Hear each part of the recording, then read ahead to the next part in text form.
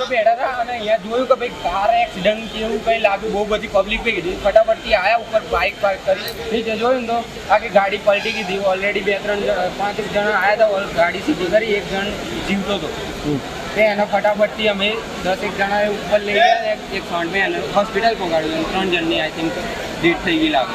માજુમ નદીના બ્રિજ પર 101 કંટ્રોલ ઉપર એક કાર નદીની અંદર ખાબકી એવો કોલ મળતા મોડાસા નગરપાલિકા ફાયર વિભાગની ટીમ તાત્કાલિક સ્થળ પર આવી હતી. એક ભાઈ ઇન્જર્ડ હતો, જે ભાઈને સાર્વજનિક હોસ્પિટલ ખાતે રવાના કરેલો છે અને 3 વ્યક્તિની ડેથ હતી, જેમને સાર્વજનિક હોસ્પિટલ ખાતે બહાર કાઢી અને પોખતા કરવામાં આવ્યા. એટલે પ્રાથમિક દ્રષ્ટિએ એવું લાગે છે કે એક કાર છે જે શામળાજી તરફ જાય છે, આ બાજુ આ ધનસુરા આવેલું છે, આ મોડાસા બાયપાસ રોડ છે, ત્યાં એક બ્રિજ છે, એમાં બ્રિજમાં કદાચ કોઈ પણ રીતે ગાડી પરનો કાબુ ડ્રાઈવરે ગુમાવી દીધો હશે અને જેથી કરીને ગાડી છે નીચે ઉતરી ગયેલ છે.